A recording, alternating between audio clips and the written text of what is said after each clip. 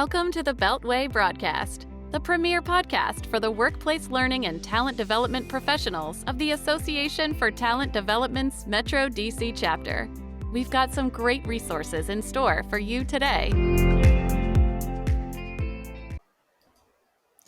Hello, fellow ATDers. I'm Christina Eanes, the 2023 Vice President of Marketing and Communications here at the Metro DC chapter of ATD. Missing out on the fun today is my regular co-host, Stephanie Hubka, who is the 2023 Vice President of Membership and Outreach.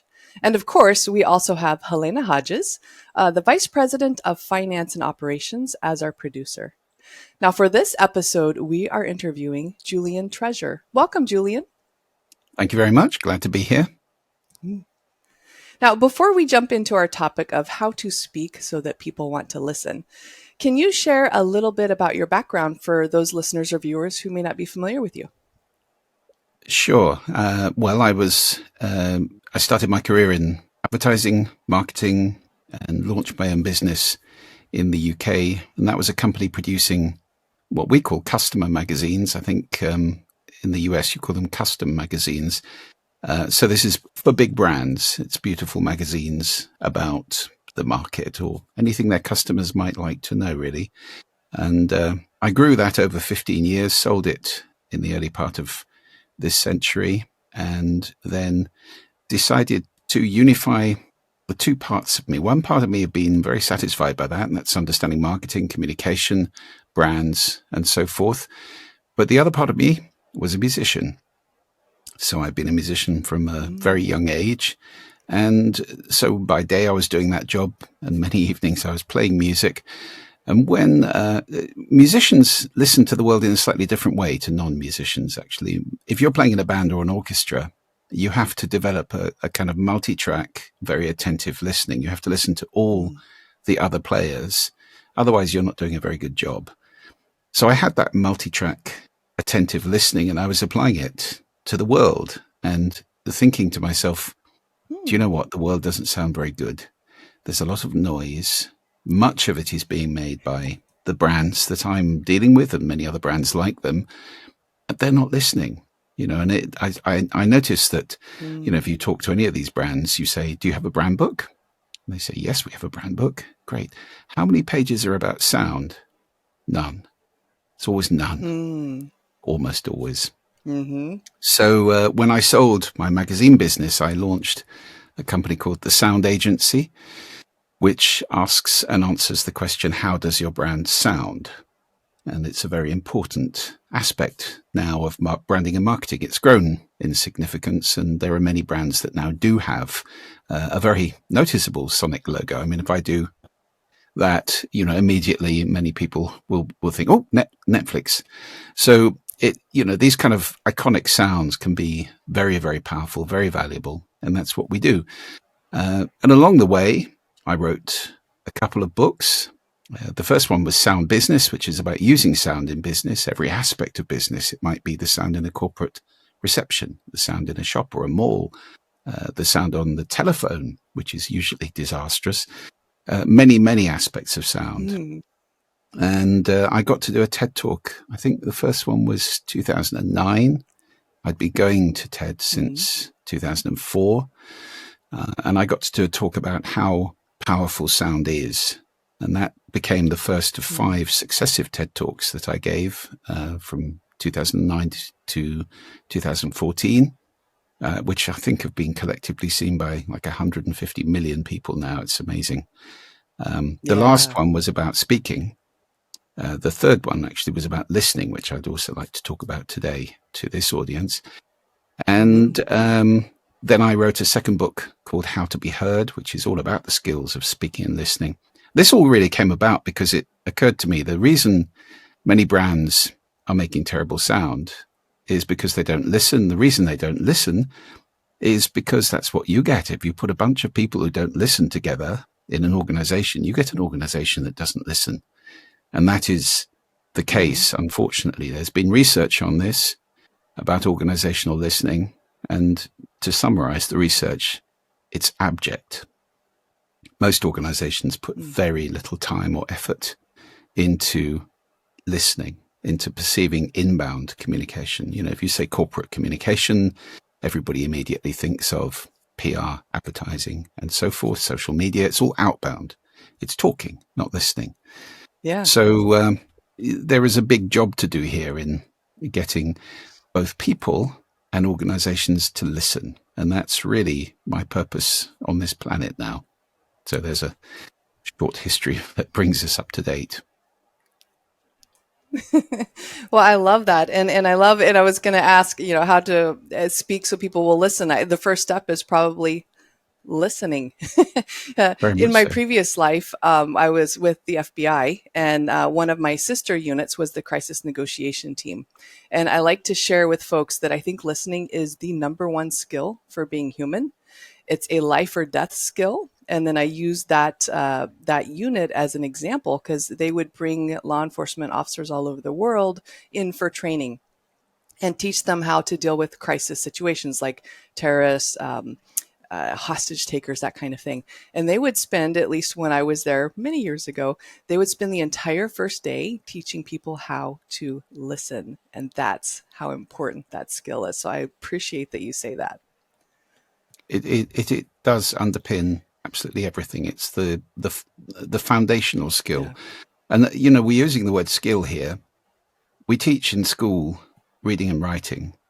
We do not teach speaking or listening, hardly at all. I mean, you teach it, maybe speaking a bit more in your country than in mine, a little bit of public speaking, that kind of thing, but fundamentally not. And listening, nil, which is crazy because these are primal skills. We've been using complex language for possibly 200,000 years. Writing was only invented 5,000 years ago at the most.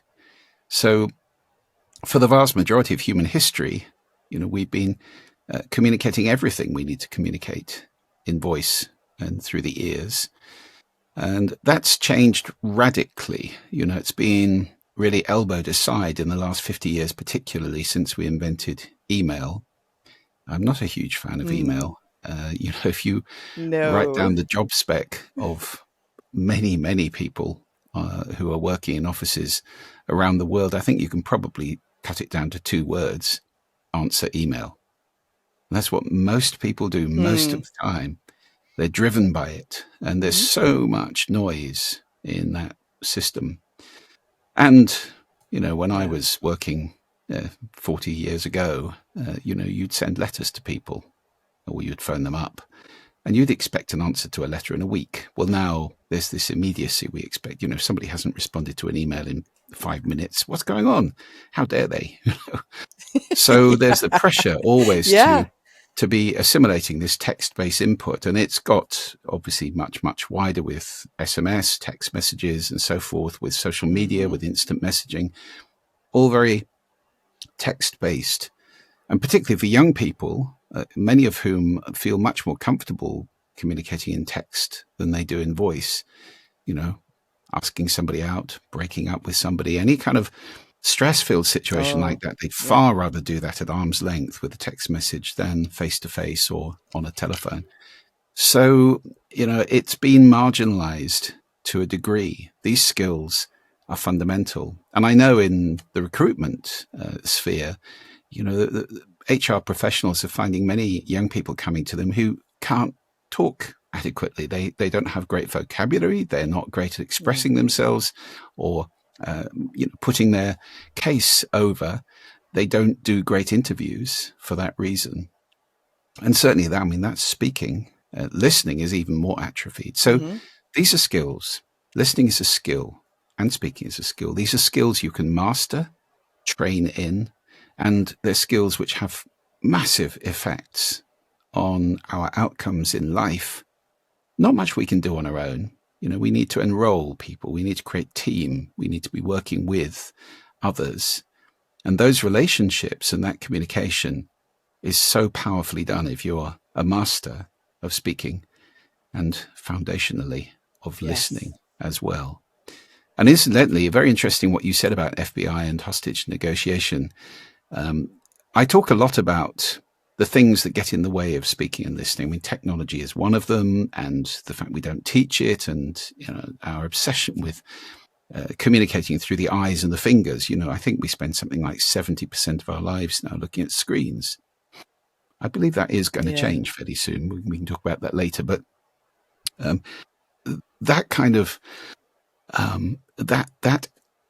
loss of this connection really does make that kind of negotiation very, very difficult. If you're not a trained person, and particularly if you fall into one of two human frailties, which I think are very much in play here.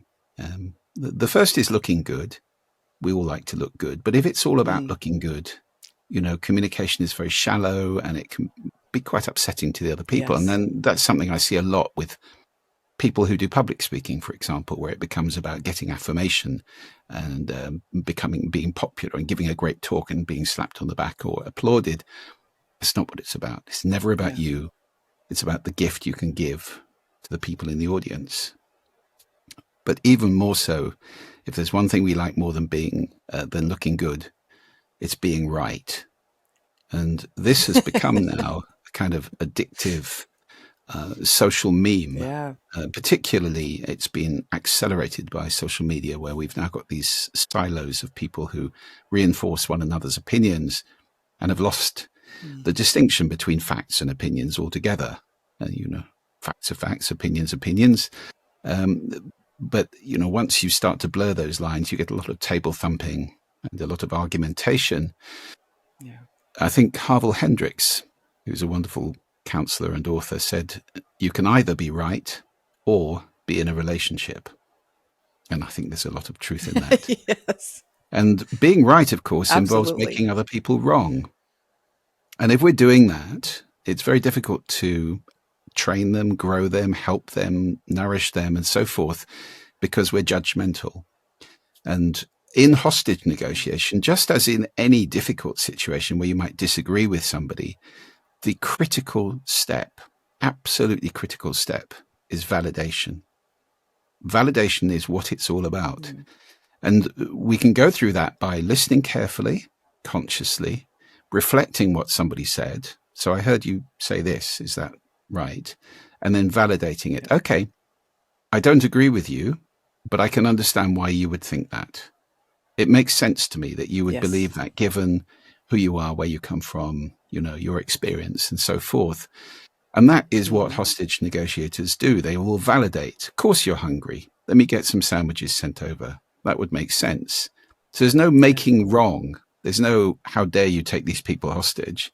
It's about being in that person's world, on their island, understanding them and becoming somebody who they can trust. And that is a great way to sell. It's a great way to negotiate. It's a great way to lead people as well, by validating them, even though they're different. Two people can have very different views and both be right.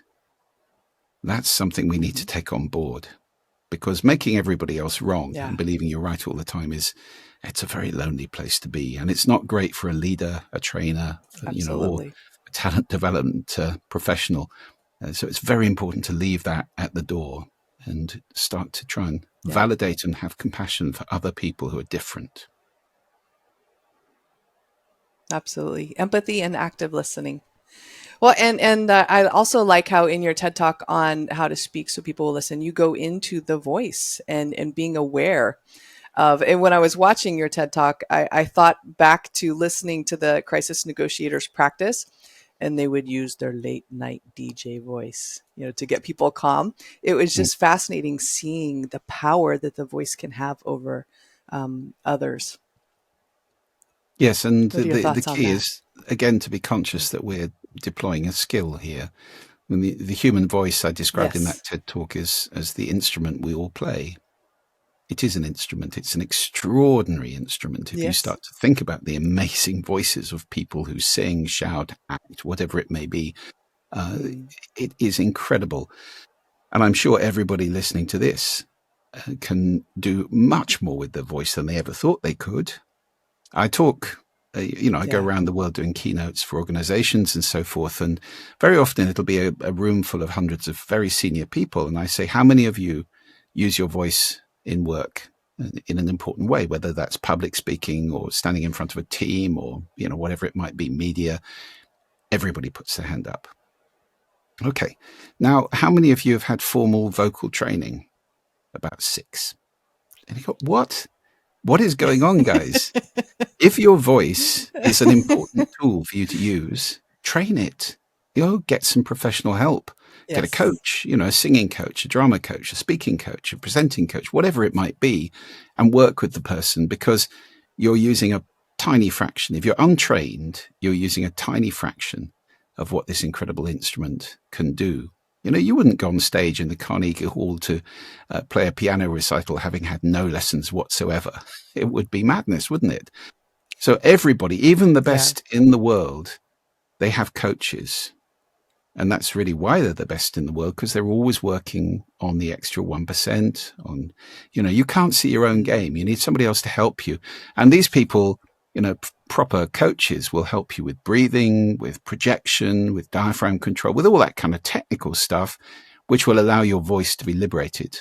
And in particular, one little tip I used in that TED talk, I think I talked about this, was pitch, where we tend to vote for politicians with deeper voices. And that's because we are genetically programmed to associate depth with importance. That's because big things have deeper voices.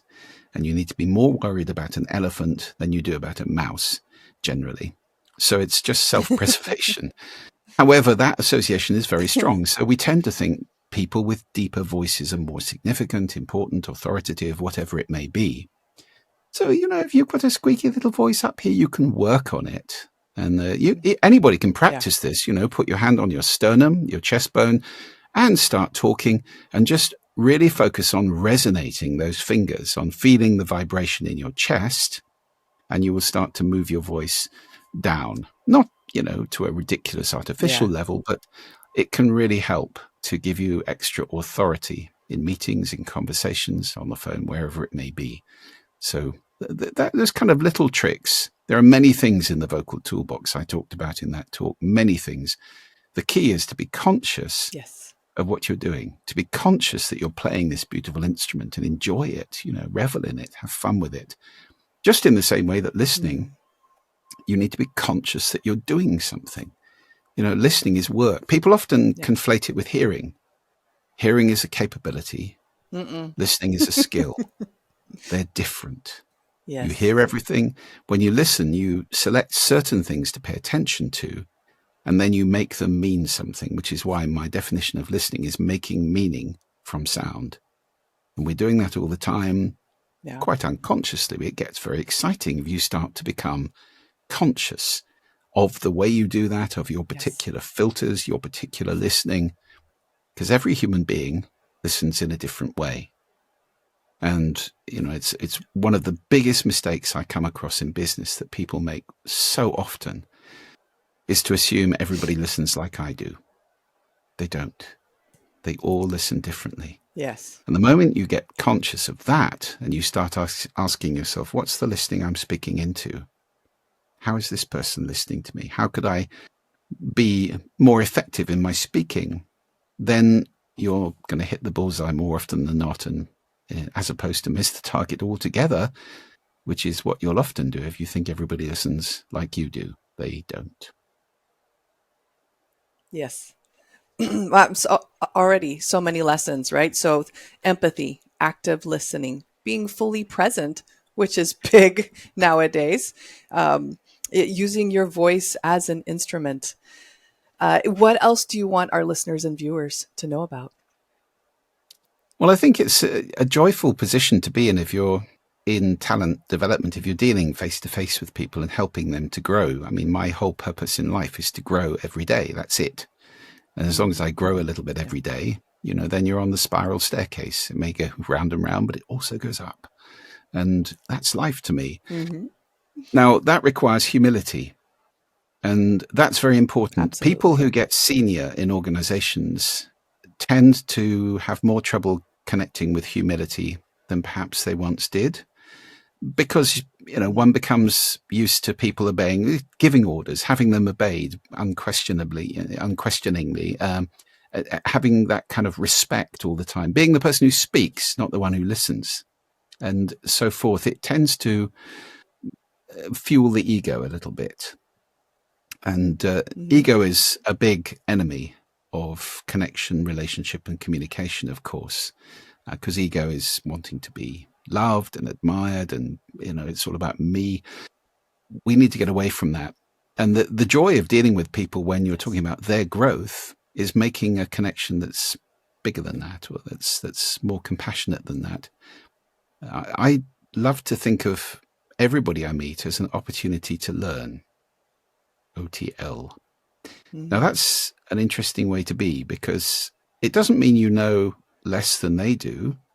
And it doesn't mean if you're very senior and they're very junior that you're setting them above you in some way, shape, or form. It means that you've got the humility to understand that everybody's got something to teach you. It may be how not to do something easily. Very often, I know people that in my life, and I see them and I think, my goodness, that is how I'm never going to be. But I'm learning all the time. I'm learning how that's affected their life, and what has happened to them as a result of being like that. On the flip side of that, though, I know plenty of very senior people, CEOs of big organizations, who've had multi-million-dollar ideas given to them by the most junior people in their companies, whether they're on a shop floor, on a production line or something. And why don't we try taking that off? Saves $4 million a year next year, that kind of thing. If you're not listening and treating people as an opportunity to learn, then I think you're missing something. And I would imagine, particularly in your profession, guys, it's very easy to get into the I know more than they do. I'm the teacher. It's one-way traffic. I'm going to tell them stuff. Well, it would be much more exciting to make it two-way traffic, perhaps, and listen to them. What do they need? Absolutely. What are their particular... What's their history? I mean, what can you learn from them? And maybe you can adapt, and next time round you'll be doing your job that little bit better because you've realized it didn't work for that kind of person so well, and it needs to be amended slightly. So that humility and eagerness to learn, absolutely crucial. I talk about the 4 C's of listening, and the first of those is consciousness, simply being conscious that you're doing something. Listening is work. Unfortunately, it's work. Yeah. And it's a skill, but it's work. And you need to be conscious that you're doing it. That means putting everything down very often and giving somebody 100% of your attention, which we don't do very often, do we? And the second C is commitment. Because it requires putting things down, you actually have to make time for it. Not the, no, I am listening to you. No, you're sending a text. That's different. Partial listening. Yeah. It's okay. We have to do it a lot of the time. I'm not saying it's evil, but it's important to be conscious when we're doing that, and conscious when it's appropriate to give somebody 100% of our attention. And by the same token, incidentally, if you've got something really important to say, I'm a great fan of making a contract to do that. So, that would be, do you have 5 minutes to listen to me? I've got something really important to say, and I really need you to listen. Is that okay? Not now? Okay. When would you have 5 minutes? So that kind of contract can really help for anybody who finds it hard to get listened to, because you've got a right then to say, no, actually, you did say you were going to give me undivided attention. Can you wait? Leave that call for now. So that's the second C, is commitment. The third C is compassion, which is all about that validation and understanding where somebody comes from and what they're about. And the fourth C is curiosity, which is that thirst to learn, the humility to think, I don't know everything. I'm not the guru, the master. I'm learning just as much as anybody else is. And so those 4 C's, I think, commitment and what was the second one? Compassion.